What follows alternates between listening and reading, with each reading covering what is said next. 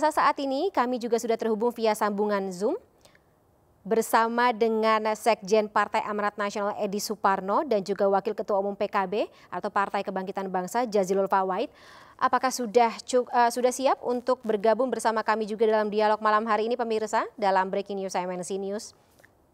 Baik, saya sapa terlebih dahulu Mas Edi, selamat malam, Assalamualaikum. Selamat malam. Selamat malam Mas Edi. Kami juga masih menunggu kehadiran Gus Jazil ya. Apakah Gus Jazil sudah tersambung?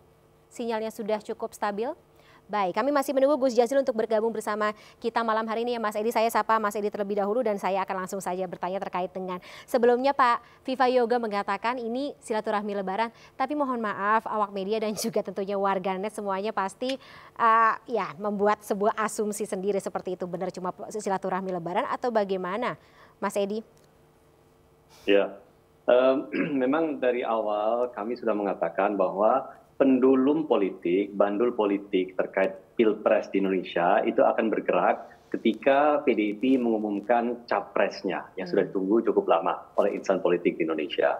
Nah, jadi memang sejak itu segala sesuatu itu dikaitkan dengan masalah capres dan pencapresan. Nah, padahal pertemuan yang dilaksanakan pada malam hari ini adalah tindak lanjut dari pertemuan yang dilaksanakan oleh sejumlah ketua umum parpol yang dihadiri pada saat itu oleh Pak Jokowi, Presiden Jokowi juga di kantor DPP PAN di bulan Ramadan yang lalu. Nah, dalam pertemuan tersebut memang ada pertukaran dialog yang di sana ada penyampaian bahwa sebaiknya nanti setelah Lebaran Pak Jokowi bagaimana kalau mengumpulkan kembali teman-teman ketum parpol ini, dan itu disetujui oleh beliau. Nah, beberapa hari yang lalu ketika Pak Zulkifli Hasan bertemu dan menghadap Pak Jokowi, hal yang sama juga disampaikan oleh Pak Zul bahwa pertanyaan beliau kapan kira-kira ketua-ketua parpol ini nanti akan diundang kembali oleh Pak Jokowi untuk bersilaturahim. Nah, dan inilah saya kira momennya menindaklanjuti pertemuan yang sebelumnya. Agendanya apa?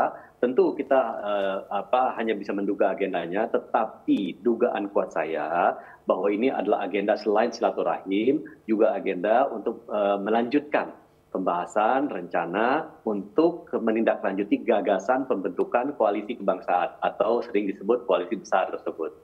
Nah, ini adalah salah dugaan kami bahwa pembahasannya akan ke sana. Bagaimana mengkonsolidasikan partai-partai pendukung Pak Jokowi, khususnya dalam Pilpres yang akan datang, bagaimana menyatukan visi misi, melaksanakan kegiatan-kegiatan besar menghadapi Pilpres secara kebersamaan. Dan ini dugaan kami adalah topik yang akan dibahas diantaranya. Kalau topik teknis mengenai siapa capres, siapa cawapres, saya kira bukan forumnya ini bukan untuk fokus membahas utama juga ya. tersebut. Oke, Mas Edi, saya penasaran yang inisiasi pertama kali silaturahmi ini siapa? Tentu pada saat pembicaraan di antara para ketua umum parpol di kantor DPP PAN pada saat bulan Ramadan tersebut, hal ini sempat mengemuka. Dan Pak Zulkifli Hasan kemarin dalam pertemuan dengan Bapak Presiden ketika beliau menghadap di hari kedua Idul Fitri, beliau sempat menyampaikan hal tersebut agar Bapak Presiden berkenan untuk mengundang kembali para ketua umum parpol. Dan inilah saya kira tindak lanjut daripada permintaan tersebut. Dari Pak Zulkifli terlebih dahulu ya idenya ya? Mungkin ada yang lebih mendahului Pak Zulkifli, tetapi setahu saya karena yang menghadap Bapak Presiden setelah Lebaran itu diantaranya adalah Pak Zulkifli Hasan paling awal, jadi dan Pak Zul itu membawa pesan tersebut kepada Bapak Presiden. Oke, tapi semangatnya sama mungkin ya, apalagi kalau yang sudah atau melihat siapa saja yang sudah datang malam hari ini, sudah ada 4 dari ketua umum parpol. Tapi 2 diantaranya belum datang, yang dari PDIP dan juga PKB begitu Mas Edi. Tapi kalau misalnya sebelum dari silaturahmi Lebaran ini, apakah sudah ada sebuah bentuk komunikasi begitu, terutama dari PAN kepada parpol-parpol lainnya begitu yang dipanggil oleh Pak Jokowi malam hari ini? Ya tentu, kan setelah tindak lanjut, setelah pertemuan di kantor DPP PAN, kita langsung menindaklanjuti dengan bertemu dengan Pak Prabowo dan jajaran pimpinan Gerindra di Kertanegara tidak lama setelah pertemuan di kantor DPP PAN.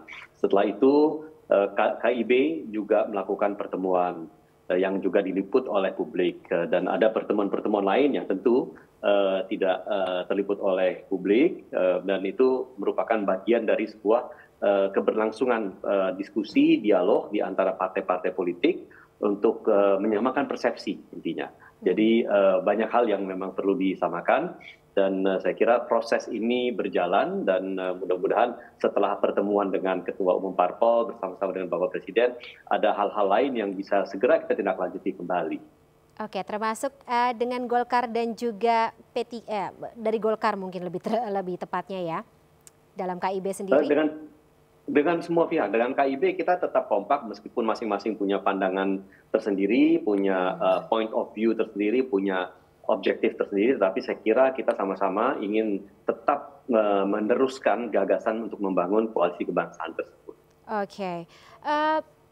Mas Edi, ada yang dibawa juga nggak, katakanlah semacam entah modal atau entah mungkin sesuatu begitu yang dibawa oleh Pak Zulkifli Hasan, terutama dalam pertemuan malam hari ini, mungkin mau konsolidasi lebih luas seperti itu, atau terbukakah kemungkinan untuk ikut serta dalam sebuah koalisi besar?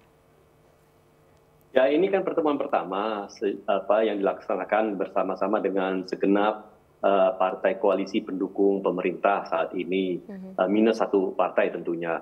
Tetapi dan ini menurut saya adalah momen yang berharga, di samping memang momen masih dalam rangka halal Idul Fitri, tetapi juga dalam momen untuk merespons berbagai dinamika yang terjadi dalam beberapa minggu ini terkait masalah pencapresan, target para koalisi untuk bisa mengkerucutkan dan menguatkan koalisi masing-masing. Bentuk koalisi seperti apa, saya kira ini adalah salah satu momen baik bagi kita, dan ini menurut kami juga merupakan salah satu titik tolak untuk melaksanakan tindakan dan tindakan politik dan aksi politik berikutnya di antara semua partai-partai politik yang ada. Oke, nah untuk PAN sendiri, Mas Edi, apakah sikapnya masih sama mengusung Pak Ganjar dan juga Pak Erick Thohir?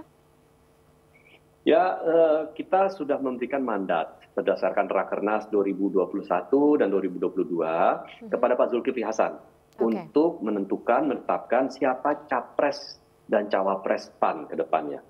Dan itu sudah sepenuhnya dipegang mandatnya oleh Pak Zul, tetapi karena beliau adalah seorang demokrat, beliau sangat akan membahasnya. Ya, karena beliau sangat demokratis, beliau akan membahasnya dengan internal partai sebelum nanti memutuskan. Tetapi memang seperti yang saya sudah pernah sampaikan sebelumnya, bahwa di dalam Rakornas PAN di bulan Maret kemarin, jadi Semarang, Pak Zul sempat melontarkan di hadapan seluruh anggota DPR PAN se-Indonesia, termasuk yang dihadiri juga oleh Bapak Presiden, oleh Pak Erick Thohir, oleh Pak Ganjar, dan di sana Pak Zul sempat mengatakan bahwa Pak Presiden, kalau Indonesia kelak dipimpin Pak Ganjar dan Pak Erick Thohir, insya Allah Indonesia akan jaya dan aman. Itu yang disampaikan oleh beliau.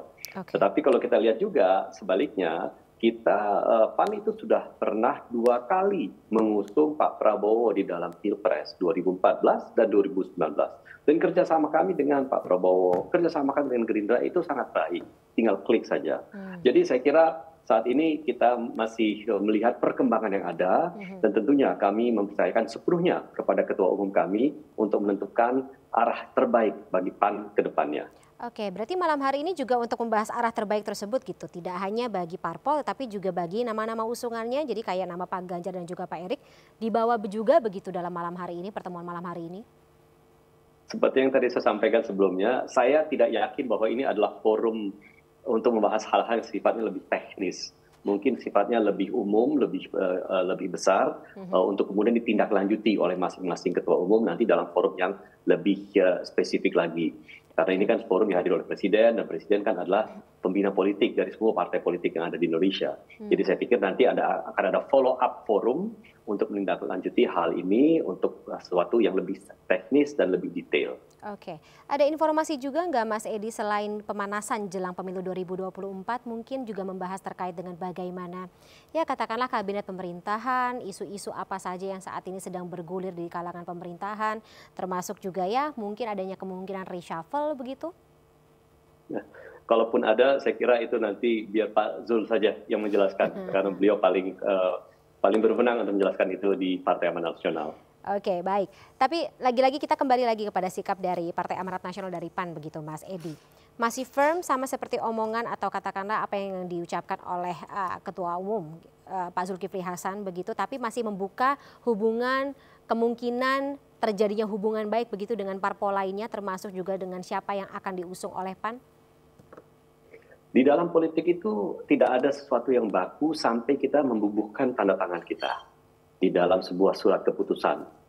Yang surat keputusan itu kemudian kita daftarkan di KPU RI untuk pencalonan capres, cawapres dalam hal pencapresan. Jadi sampai dengan kita membubuhkan tanda tangan, Ketua Umum dan Sekjen membubuhkan tanda tangan dan menyerahkan ke KPU, saya kira segala kemungkinan masih bisa terjadi, dan PAN itu selalu membuka pintu, membuka ruang untuk diskusi dialog dengan semua partai agar kita bisa betul-betul merepresentasikan kepentingan masyarakat pada saat kita mengusung calon presiden dan wakil presiden ke depannya. Baik, Mas Edi, dari perspektif Anda sendiri atau katakanlah mungkin ada harapan dari PAN sendiri terkait dengan hasil pertemuan malam hari ini, pengennya seperti apa? Ya, kita sih keinginan kita bahwa gagasan koalisi kebangsaan itu memang bisa diwujudkan, dan tujuannya itu adalah betul-betul untuk melahirkan sosok capres dan cawapres yang betul-betul dikehendaki oleh masyarakat, betul-betul mampu untuk menjawab tantangan-tantangan ke depannya, dan bersama-sama kita bisa usung, dan kita mengusungnya itu di dalam sebuah pesta demokrasi yang menyenangkan masyarakat. Jadi tidak pesta demokrasi yang membelah, pesta demokrasi yang kemudian membuat masyarakat kita berkubu, tetapi betul-betul sebuah pesta demokrasi yang mencerahkan dengan penuh gagasan, dengan penuh ide, bukan sekedar hujat-menghujat atau membelah kita sebagai anak bangsa. Kita harapkan juga seperti itu ya. Luka-luka yang terjadi dalam Pilpres 2019 jangan kita ulang lagi dalam Pilpres 2024. Baik, Mas Edi, terima kasih atas informasinya dan juga tadi kisi-kisi insight terkait dengan hasil pertemuan malam hari ini. Kita juga harapkan agar mungkin konversinya dalam waktu dekat ya, begitu. Terima kasih Mas Edi atas waktunya dalam Breaking News malam hari ini. Salam sehat selalu, sampai jumpa. Terima kasih.